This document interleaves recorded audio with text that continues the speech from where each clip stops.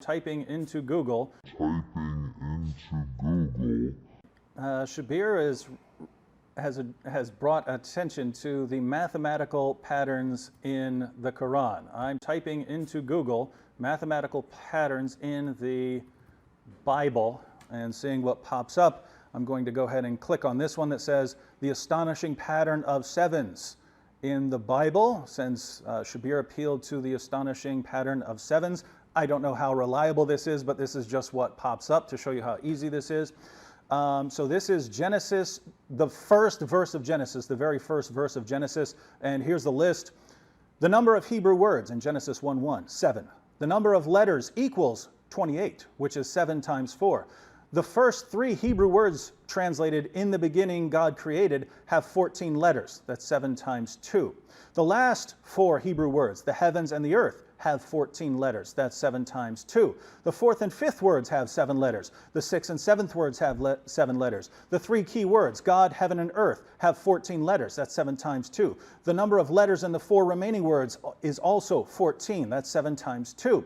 The shortest word in the verse is the middle word with 7 letters. The Hebrew numeric value of the first, middle, and last letters is 133, which is 7 times 19. There we have the number 19.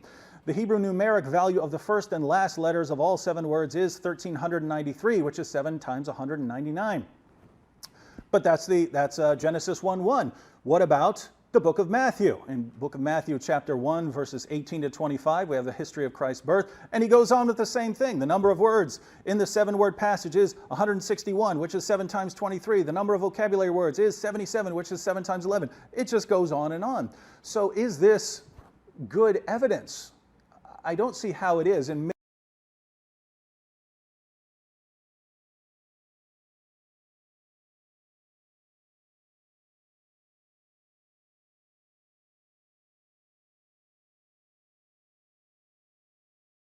actually, David has shocked me by his approach to investigation. We don't investigate a matter by doing a quick Google search and then right away reading off what we find there as though this actually is worth something.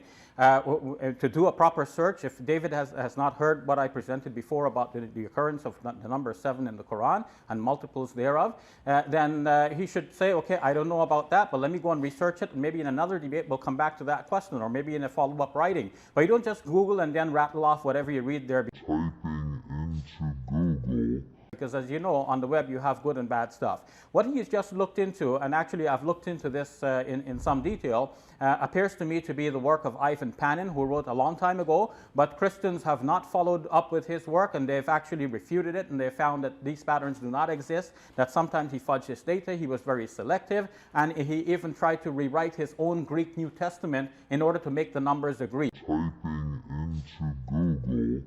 So, you know, if the numbers were supposed to come out of the book, but now you have to rewrite the book to make the numbers agree, then your methodology is faulty. We're talking now about the method applied by Abdudaim Al-Kahil. His website is kahil7.com. You go to the website, download a 274-page PDF document, study that document, and then refute it, and then we'll talk. But don't go Google search as though, you know, that's not befitting of a scholar anyway. Typing into Google.